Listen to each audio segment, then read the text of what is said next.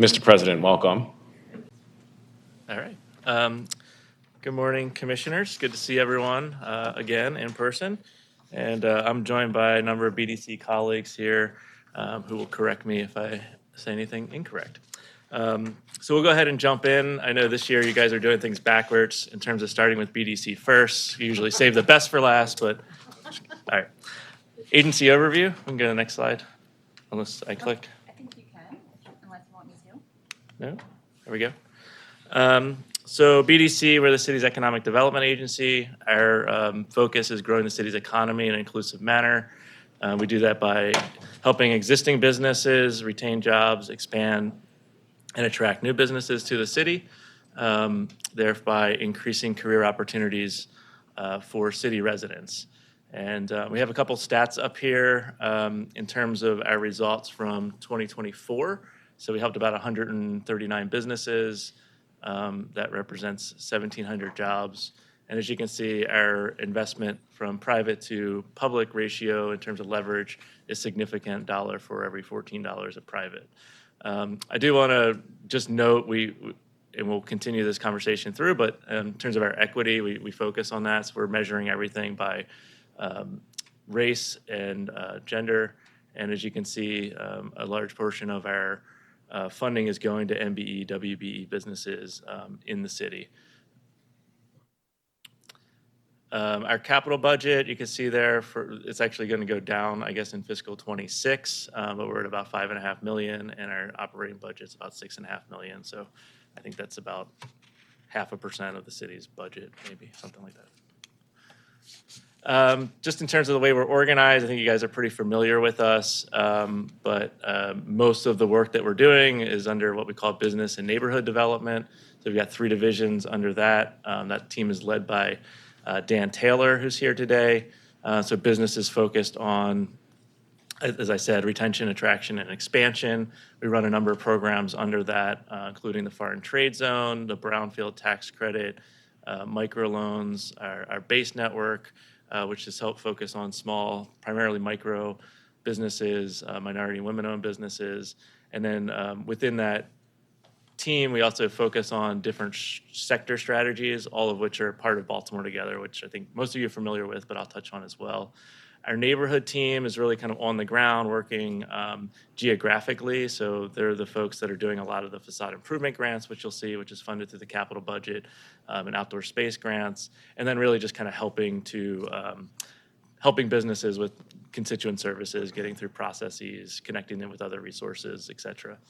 Our real estate team does a lot of the management of leases, which we'll touch on, as well as redevelopment of city-owned properties or formerly city-owned properties, so the RFPs and land dispositions. Under business, we also have 2 programs, which I think you're familiar with, Made in Baltimore, which is focused on local makers. We have about 250 makers that we support. We also operate a physical retail store, which is currently at Harbor Place. And then kind of at the other end of the spectrum, we have the emerging technology centers, which we've just kind of reconstituted and reformed. I'll talk a little bit about what we're doing there, and that's focused on startups. In particular, we're doing a deeper dive into life science startups that are primarily women and BIPOC-led and focus on women's healthcare. I'll talk about how we've kind of refocused that. And then in addition to business and neighborhood development, we have strategy, research, and analytics. So we've got about 4 people on our team there that do the GIS mapping. We have a dashboard that we've put together that we pull data down from monthly, and that really kind of informs the strategic work that we're doing at BDC. And then last is our operations team. They're the folks behind the scenes making sure everything is working.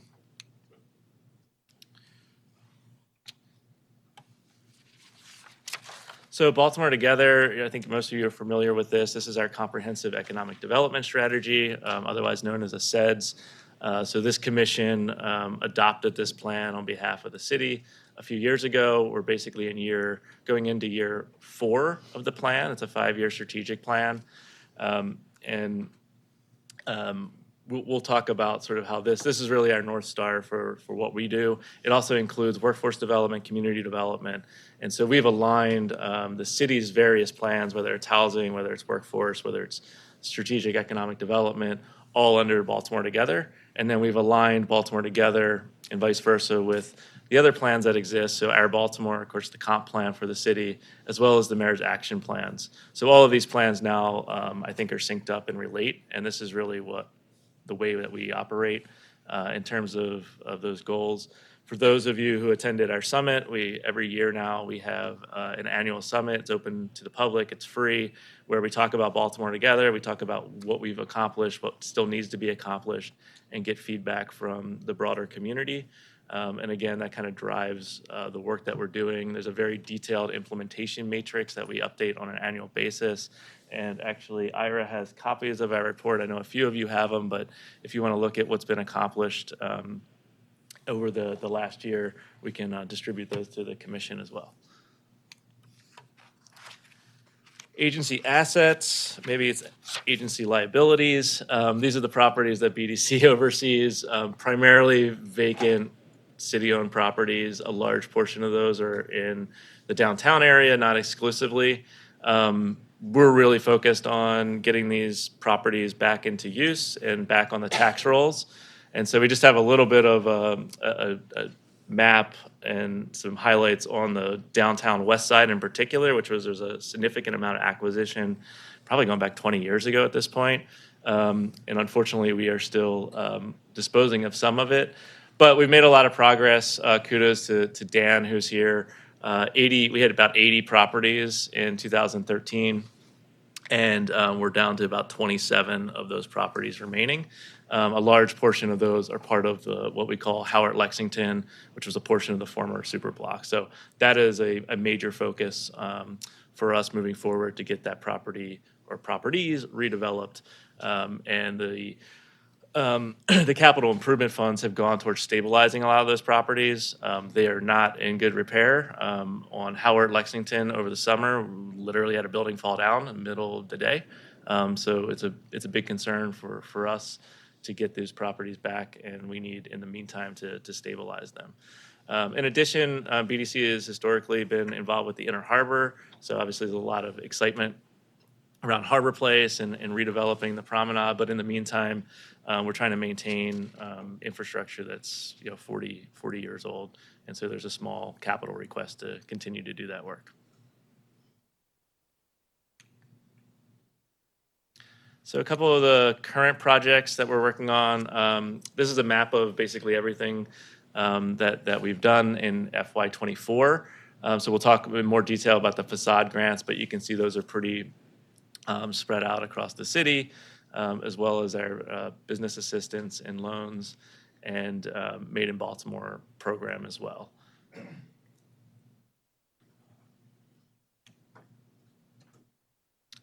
We talked a little bit about some of the city assets that we have. These are some examples of projects that we're working on or that have been completed. So I'll start with Guardian House. These were 3 of the former city-owned properties on Gay Street, which were vacant for a very, very long time.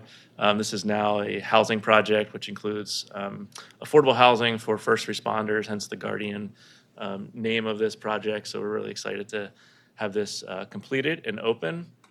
And then on the top is Sojourner Place at Park. So this is just across the street to the north of the new CFG Bank Arena. Formerly, one of the buildings was, or still is, owned by Healthcare for the Homeless. The other properties were all owned by the city. And so we've partnered with Healthcare for the Homeless and Episcopal Housing to do permanent supportive housing. That's also in partnership with HCD there. So that's a rendering of the project, and they are under design and hopefully we're going for permits later this year. I think touched on the other place, Guardian Theater Place Park in Lexington. That's another project along Lexington Street that is under disposition as well. In Inner Harbor, Rash Field, obviously this project was in partnership with Waterfront Partnership. BDC took the lead on the cafe kind of design there under the it's on the park near the skate land. So we are skate park. They're showing my age. So we have One Do Cafe, which is a local MBE, WBE business. They're currently in Canton. They're going to expand to this location. So hopefully by the spring, we'll have the cafe open along with phase 2, which is moving forward as well with the volleyballs and everything to the east.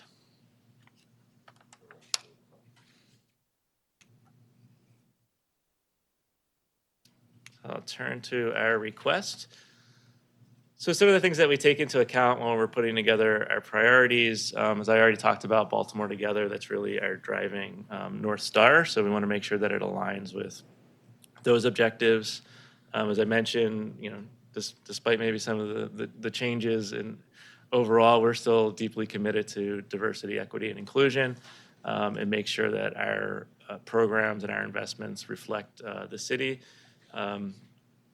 We want to focus on new jobs and new tax base. We also are focused on investing in underserved communities. So we always try to toe the line, making sure that we are investing where the investment is needed. And then as I talked about our leverage of private dollars, we want to make sure that we're leveraging, not just spending the public dollars. So again, we're very much focused on MBWB outreach and our commercial corridors. And I think we've been tracking this. So in our annual report now, it's a breakdown, not just of MBE, but specifically of race. And we've also measured the amount of investment that we're doing in what we call the NIF footprint, which is the Neighborhood Impact Investment Fund, which is about 2/3 of the city where investment is required.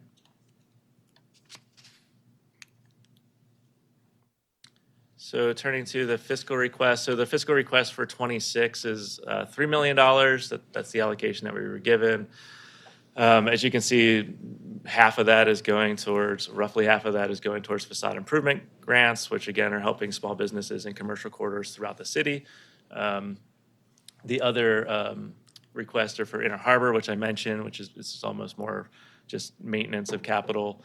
The Innovation Fund, which we've had, and that's going to be helping reboot our ETC, and then the Charm TV Community Incubator Project, which I'll touch on, which I'm very excited about. So I think the citywide facade improvement program is pretty straightforward. This is really kind of one of our key signature programs. It's very successful. We're pretty much always oversubscribed. Last year we did 29 facades throughout the city. Again, 2/3 of those roughly were MBE businesses, and almost half were women-owned businesses. And again, the leverage here of private dollars to public dollars is significant. We fund half of the improvement, so the other half comes from typically the small business. In some cases, there's other groups that we partner with who provide the match for the small business. These are just some of the examples, the before and afters. They're usually very striking and help the whole district, and also help encourage others to sign up for the program as well. So this one is on Hartford Road, and then this one is in Brooklyn. You can see the kind of mural aesthetic here, kind of bringing back some of the kind of historic character of that main street. The Innovation Fund program, we're asking for $700,000. That's a little less than what we've had historically. Our Emerging Technology Center, we've hired Dr. Artie Santhanam, who was at TEDCO for 10 years, doing tech transfer. Before we were at ETC, we were pretty much running a co-working space with a little bit of programming. That lease ended at the same time that COVID was coming to an end, and it didn't make sense for us, frankly, to be in the office space business anymore. Everyone is sort of struggling. Excuse me. So that lease terminated. We will be reopening a physical location, but really what we're doing, instead of trying to help a lot of startups at sort of a not so deep level, at a kind of limited way, there's a lot of groups already doing this work, so Upsurge and others, and so we didn't want to just duplicate what's already being done, but we wanted to serve in a space that isn't being done. And so one of the challenges that the overall ecosystem has is giving much more high-level executive services to small businesses. So fractional CFOs, fractional CEOs. There's not that many people that have that experience. And the other piece of it is raising significant capital.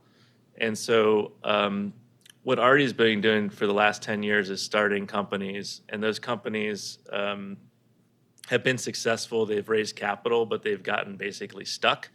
And these are typically life science companies, so they're either in med tech or mostly in med tech, so it's device type businesses. And so the focus now is, instead of just kind of moving them from incubator to incubator and they just kind of stay steady, the focus is really bringing on high level, legal, accounting, executive management to focus on just a handful of companies. So we'll probably focus on 3 to 5 companies at a time and bring them into what's called a venture studio. And the difference between an incubator and a studio is the studio will have ownership position in the companies, and they will also be making decisions with the company. So it's a much more hands-on management role to try to get them over the hump.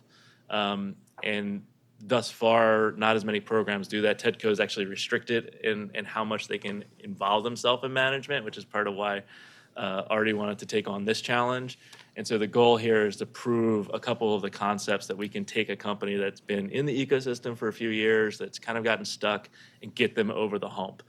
So it's a tall task, but we find it to be really important if we're going to attract more venture capital here. Writing $100,000, $200,000 checks is not getting these companies to where they need to get to. So this year we'll be launching that. So stay tuned for a couple announcements in the next month or so on that. And this funding will go directly to support those startup companies using the innovation funding. And the goal here is to attract additional capital, both from the state, which we know is going to be a tough year this year, but also the private sector.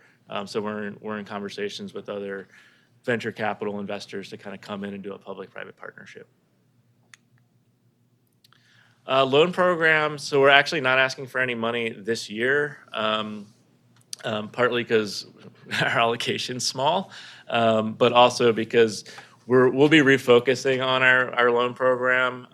We have some additional sources of funding that will kind of get us through the next year or two. And then as you see the request increase, we do expect more loan requests to come in. They kind of tapered off during COVID because there was so much grant money and everyone got used to getting grants. So then when we said, well, would you like a loan? They were like, no, we'd like a grant. We said, we don't do those anymore. And so given interest rates and given the fact that the grants have dried up, we do expect to see more activity and requests for this. We were fortunate to get an SBA earmark to create a loan loss reserve fund. So we're looking at how we can use that to leverage some of our existing dollars as well as other dollars. And then we also will be working with MAG Partners, who has funding for small business as part of the MOU. As well. So we have a little bit of opportunity this fiscal year to use those funds and leverage those, and then moving forward, we'll be requesting funding. We have been doing loans, we've been able to use other funding. So this was funding that the mayor earmarked for Walbrook and Edmondson Village. So we did a substantial loan. We did, I think, a $7.5 million loan for Edmondson Village, and then $1.5 million for Walbrook. And both of those projects are underway, but this was general fund dollars. I already touched on the Inner Harbor. This one's pretty self-explanatory. Hopefully in a few years, everything will be brand new, but in the meantime, it's an ongoing maintenance issue.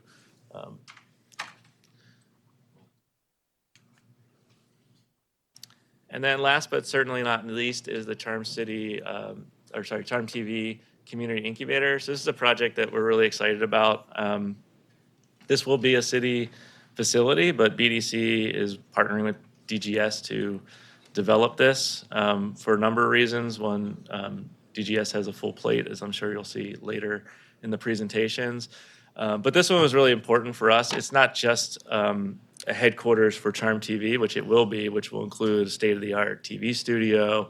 It'll include editing booths, everything that Charm TV needs to do their job and more. But it will also have about 4,000 square feet of community space. And so we're working with Charm TV and Barco and others to figure out how to leverage Charm TV. It's basically like an amazing facility, but it's insular. And so we've looked at a few other examples across the country. I had the chance to visit Austin Public, which is run by their film festival. And they actually have workforce training as part of their public access channel. They do classes for the community. They actually have a equipment library where you can go in and rent out very expensive equipment. I don't know if that will be part of this, but we certainly want to engage young people and others who are interested in the digital arts. This is going to be just a few blocks north of Penn and North, so it'll be in the Black Arts District. And it's also catty corner to the new rec center that you guys are familiar with. Blanking on the name of the rec center, but it's just across the street from this. And housing is doing a number of acquisitions and rehabs on this area. So this is part of a larger plan. It's hopefully will be supported by Wanata and others.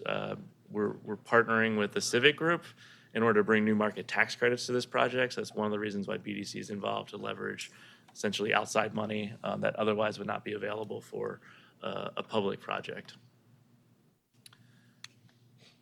And with that, I'm happy to take any questions. Thank you. Lots of wonderful, exciting projects. Questions from the commission? We'll start with you, Councilman Bullock. Commissioner Jolin? Sure. Thank you, President. Kind of like a left question, but more, I expected to see something about the housing TIF because of all of the affordable housing, city-owned properties in some sort of request here. And I was wondering what BDC's role will be, if any, once that goes through, given that's 8,000 properties that we're looking to get off the books and into some sort of development TIF.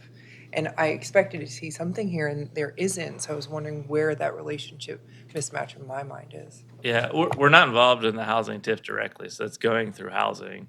I think if there's synergies in terms of commercial development within those communities, but I think most of those are already within kind of the strategic footprints of HCD. Like they have the framework plan and they have the investment areas. And so our projects, to the extent that we have the resources, would align with those footprints, like the Penn North project. But we're not involved in underwriting the TIF or issuing the bonds. That's all going through housing. Okay, thank you. Commissioner Curtis? No questions. Great presentation. Oh, thank you. Okay. Commissioner McCoach? Second call, no questions. Commissioner Allen? No questions, thank you. Oh, disappointing. Hey, you guys are easy, yeah. I know we can count on Commissioner Horn. Commissioner Horn? Just some question. Well, comment and question. The comment is, as always, want to applaud you in all the work you're doing, particularly the Baltimore Together plan and your work on equity. Just have a couple questions. One is on the facade grant. I know you gave us a map with the assets of BDC, but I didn't see a map just talking about the 29 projects that were completed. Is it possible that? Yeah, they're on there. We have everything on one map. Okay.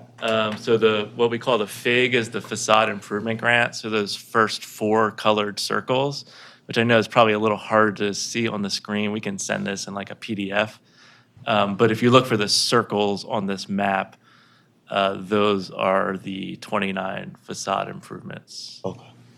Okay, thanks. And then I guess the second question, going back to advice that the finance department gave us in terms of degree of readiness and sort of where projects are in terms of completion. The Charm TV Community Incubator, 17,500,000 project, asking for 600. Could you just give us an idea about kind of where you are in terms of fundraising for that 17.5? So glad you asked. Yeah, if you want to bump that up to 2.5, what is it? We need 3.5. That would be great. Actually, 2.5 would be great. So we're pretty close to finalizing the total capital stack. We're asking for $1 million here. It's actually over 2 years, as you've probably noticed. So it's 600 and 400, mainly just because we couldn't put it all into 1 year. The sooner is better, as budget director said. Today's the cheapest day to do it. Of the full 17.5 million, we think we have 15 of that, if we include this $1 million request for your consideration. So we're looking for that 1.5 million to close the gap. So we're in conversations with the mayor's office. We're in conversations with the state to see if we can close it. Given 17.5, it's not it's not as much as usually we have to find, but we're working on that. What we would likely do, though, is once we have a good sense that the final 1.5 million is secured, we'll likely finance this through ideally Neighborhood Impact Investment Fund or other partners, so that we can start the project now and not wait 2 fiscal years. This is a priority for the mayor, so we would be able to hopefully bridge that funding, assuming it's in the CIP. That's a pretty safe position for us. So you would say like this is a ready project, and with our dollars that would close the gap, and you're confident that this could be a project that we could say could. Yeah, our goal is to close that $1.5 million gap between now and March or April, kind of through the city and state budget. And then as soon as that's done, we'll begin permit drawing sets. We've pretty much designed everything up until this point. And we'll also need to secure the new market tax credits, but we feel pretty confident that we'll be able to secure those in the spring. This year, there's 2 allocations of new market tax credits, so there's more availability. Thanks. Ms. Coons? No questions. That just leaves me. Commissioner Horn touched on my question. I was also going to ask about the Charm TV. And in line with Budget Director Larson, if there's a way that we can fund that in 1 year instead of across 2 years, we should look at that. You mentioned the Innovation Fund, and I think you said that was something that was going to be getting started in the upcoming year. Is that right? We'll be relaunching ETC hopefully like the next 30 to 60 days in terms of announcing a location and announcing the first 2 companies that are going to be part of the ETC portfolio. Okay. I guess my question is, we funded that last year, I believe, so it is. Yeah, we really need to build like a $5 million fund for it in order to launch it. We're adjusting it in the sense that ideally what we would have is 5 companies and roughly $5 million to invest in those companies to move them forward. Because we don't have that, we've got if we get this request, we'll have about $1.7 million. We'll likely start with less companies and then ramp up from there. But with hopefully this funding, we'll be able to leverage private investment. But the fear that we had was we didn't want to start with not enough resources and then burn out. So we've kind of taken this past year to be more strategic, but we really need to aggregate more funding for it to be successful. So we're hoping that the state and then the private sector will come in with the city in order for us to do something that's more significant. Otherwise, we'll run out of funds before we can get these companies over the plateau. Okay. Great. I'm gonna go to a different subject because I want to finish with my next question. But last year I think that we allocated $2.5 million for Warner Street Entertainment Corridor. Can you tell us what's happening with that project? It's kind of stuck, to be candid with you guys. I think it's been over budget. And so the question for the city is, are you going to increase it and complete it as designed, or are we going to do less than what has been proposed?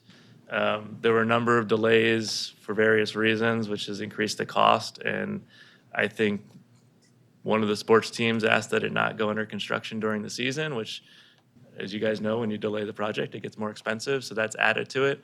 So we're kind of in a holding pattern, frankly, to see what the city wants to do. Do they want to move forward with the full streetscape, or do they want to do something that is within the budget but doesn't maybe take it to the level that was originally designed? And so in the meantime, that money is allocated but not being used. Yeah, they've spent a portion of it. I mean, it's been designed, and there's a contractor. Plano Cowden is the contractor, so there's being work done, but we've kind of said pause until we know exactly what we're going to build before we start construction. Okay, thank you for that. So my last question is about your $3 million allocation, which is, you know, one of the smallest that we'll review here in the next couple of days. And, you know, we saw how impactful your work is and how much you guys do with a relatively small budget. And you touch all different, you know, parts of the city. It sounds like you're not, well, let me say this. If we, you know, if there were the resources, and of course there aren't, but if there were the resources to double your budget, where would you want to put that money? Where would you like to do more? I mean, yeah, I'd finish the Term TV project and get that over the hump. Investing in Penn North is something that we said we would do, and I want to do that. It would be great to have a little bit of a budget to help with some of the development aspects that we're doing. Like, that's not anywhere on here, but getting those West Side properties off of our books is a priority. I'm going to look for other funding, I'll put it that way, outside of the CIP to do that. But that's a liability, not just in the big picture of like downtown is struggling because of it, but buildings are falling down. What's the cost associated with selling those or getting rid of those properties? Do they have to be improved in order to market them, or? I think it would be more along the lines of like a public-private partnership where we would want to leverage city dollars to bring investment to the table and de-risk them to the point that they're willing to invest. That's probably a significant amount of money. That's probably not even CIP level money, to be honest with you. Understand. Because it's so far gone. I would say in terms of like the needs that we're seeing, the facades are always helpful. Our program's pretty limited, and you know, whether we could do other things. We added the outdoor spaces grant. We used to not do that in terms of like outdoor tables and planters and things that are a little like less permanent, so to speak. But after COVID, like it became such a need. So we've kind of expanded the definition of the facade improvement program. Like I said, our loan program, I think, is going to be getting more requests, and so making sure that that's properly funded. We haven't had any large like business attractions that come through, but just to give you a sense of it, like when Morgan Stanley came in, I think that was like a $900,000 commitment. Like I'm not like we wouldn't be able to do multiple of those should we be lucky enough to have those. We've just been kind of going with what we have. So there's always need to do what we could do. That's great. No, Yeah. that's informative, and I think it's helpful, you know, for everyone to see sort of behind the curtain and all the potential that's there. You know, if we had more resources. I'm going to sneak one more in on you. The $250,000 for inner harbor infrastructure. That's not very much money in terms of infrastructure terms, but it's ends up being a significant percentage of your budget.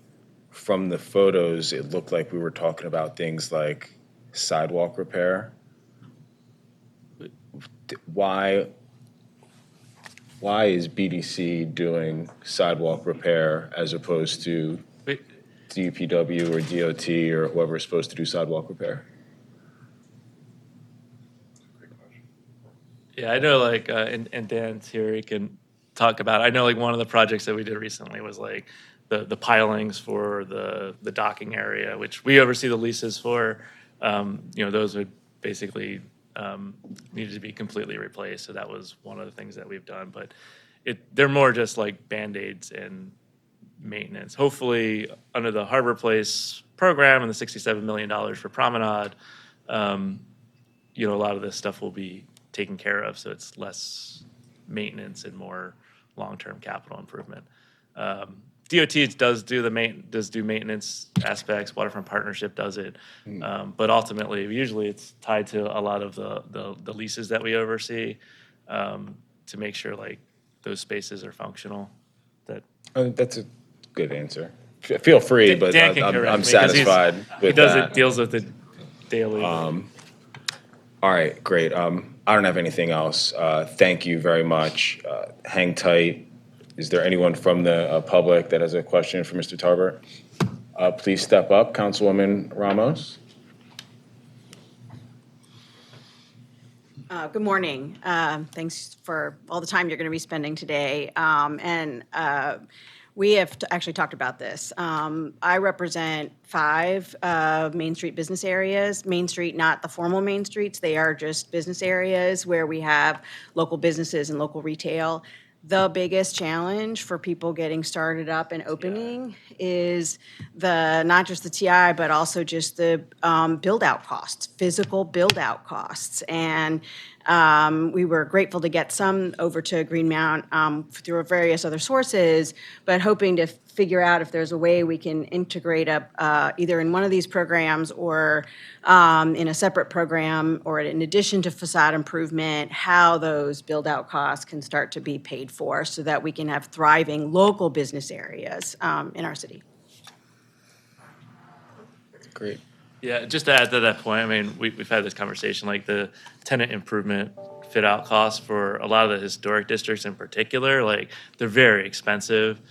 Even going into like second generation space, like it's hundreds of thousands of dollars.